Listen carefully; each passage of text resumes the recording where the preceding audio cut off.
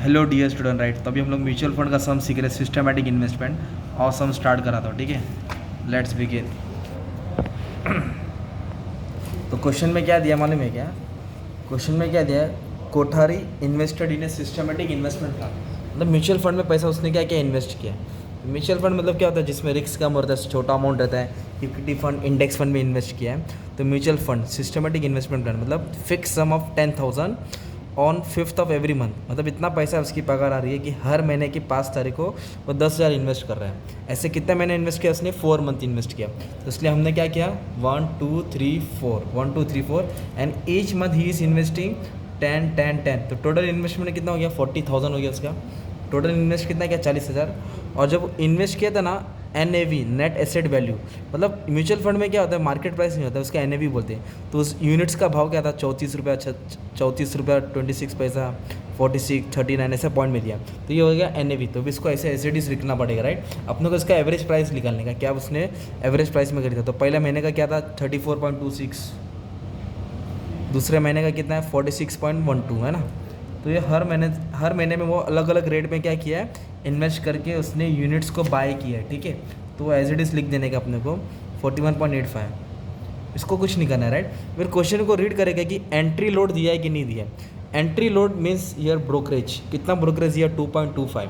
तो entry load क्या होता है? ब्रोकरेज होता है। तो ये क्या कर रहा है? परचेस कर रहा है, जैसे शेयर्स में परचेस कर रहा था। तो एंट्री लोड ऐड होता है, याद रखना। एंट्री लोड क्या होता है? ऐड होता है। अगर एग्जिट लोड आए ना तो लेस करना रहेगा, माइनस करना रहेगा। एंट्री लोड में क्या करना रहता है? ऐड करना रहता है। ठीक है, तो अभी अपने को क्या करना पड़ेगा? एंट्री लोड दिया 2.25, तो हर NAV पे 2.25% निकाल के यहाँ लिखेंगे। तो इन दोनों को ऐड करके टोटल प्राइस मिलेगा। तो आप समझाता हूँ।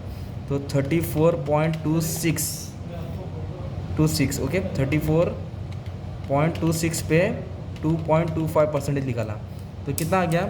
0.77085।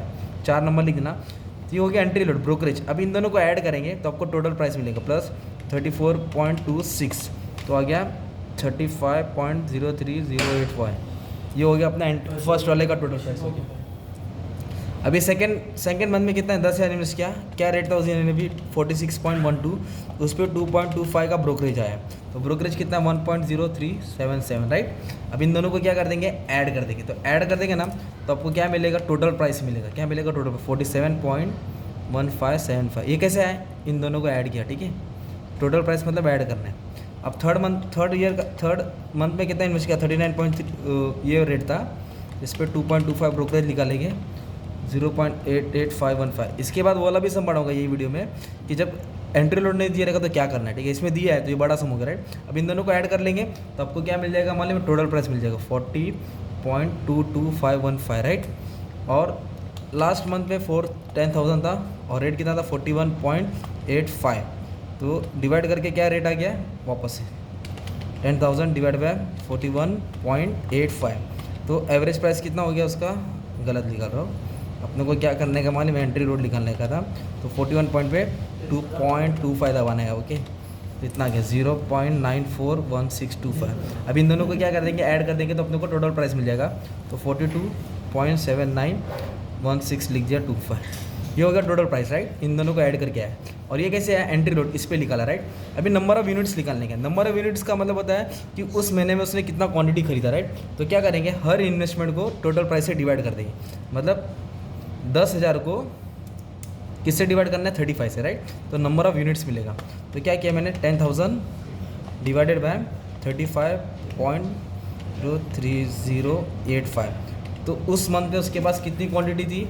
285.467 कर दिया। ठीक है, फिर नेक्स्ट मंथ क्या करेंगे? 10,000 को क्या करेंगे? डिवाइड कर देंगे। किससे डिवाइड कर देंगे?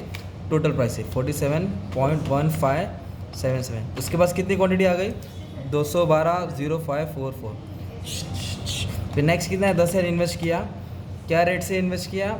10,000 इन्वेस्ट किया और क्या प्राइस था? 40.22515। तो इसको ये प्राइस पे उसने इतना क्वांटिटी इसको मिला। लास्ट वाले को भी क्या किया हमने? 10,000 को 42 से क्या करते हैं? डिवाइड किया, 233.69058। अभी क्या करने का? ये सबको ऐड करने का। नंबर ऑफ यूनिट्स को क्या करने का? आपको ऐड करना है। तो ऐड करके टोटल क्वांटिटी है 979.80837। सपोज ये आ गया, राइट? तभी अपने को क्या करने का, एवरेज प्राइस निकालने का है। तो उसने टोटल जो 40,000 इन्वेस्टमेंट किया है, इतनी क्वांटिटी उसने खरीदा है, तो क्या रेट पे खरीदा, क्या भाव में खरीदा। तो टोटल इन्वेस्टमेंट 40,000 डिवाइड करेंगे किससे, नंबर ऑफ़ यूनिट से। नंबर ऑफ यूनिट्स कितना 979.80837। जब इन दोनों को डिवाइड कर लेंगे तो अपने को एवरेज प्राइस मिलेगा 40.8243। तो हर महीना अलग अलग रेट था। देखो 34 में भी लिया उसने, 40 सस्ते में भी लिया, महंगे में भी लिया, ना 39 में 40। तो एवरेज प्राइस मतलब 40 का भाव के हिसाब से उसने 40,000 क्वांटिटी इन्वेस्ट किया, जिसके पास उसके पास इतनी क्वांटिटी थी। तो इस ये क्या किया, जब एंट्री लोड दिया था, एंट्री लोड मतलब ब्रोकरेज होता है वो ऐड करते, और बेचेगा तो एग्जिट लोड माइनस करते, राइट। अब एक क्वेश्चन और है जिसमें एंट्री लोड नहीं दिया है, तो इजी सम हो गया, राइट। तो क्वेश्चन रीड करते क्या दिया है, बट जो 5,000 इन्वेस्ट कर रहे हैं हर महीना फॉर 5 मंथ, तो इसके लिए लिखा 1 2 3 4 5 5 5 5 5 5। टोटल कितना इन्वेस्ट किया, 25,000 इन्वेस्ट किया, और हर महीने का एनएवी दिया 1 2 3 4 5, एनएवी लिख दिया, राइट। ठीक है, तो एनएवी लिख दिया। तो इसमें एंट्री लोड नहीं दिया, राइट, नो एंट्री लोड। तो आप लोग को एवरेज प्राइस ढूंढना है, क्या ढूंढना है, एवरेज प्राइस। तो सबसे पहले क्या करेंगे मालूम है क्या, ये 5,000 आ गया, तो नंबर ऑफ यूनिट्स को क्या करेंगे, नंबर कभी भी निकालने के लिए डिवाइड करने का, याद कर लेना, नंबर के लिए क्या करना, डिवाइड। तो हर 5,000 को इससे डिवाइड किया, तो ये क्वांटिटी आया। 5,000 को 52 से डिवाइड किया 94 आया, 5,000 को 41 से डिवाइड किया है, तो इसको ऐड कर देंगे 613 है ना। तो टोटल इन्वेस्टमेंट कितना था, 25,000 था।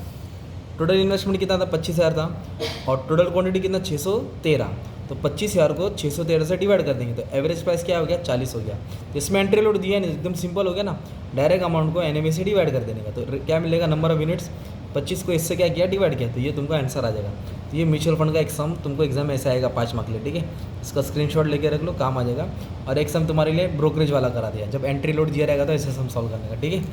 Thank you very much.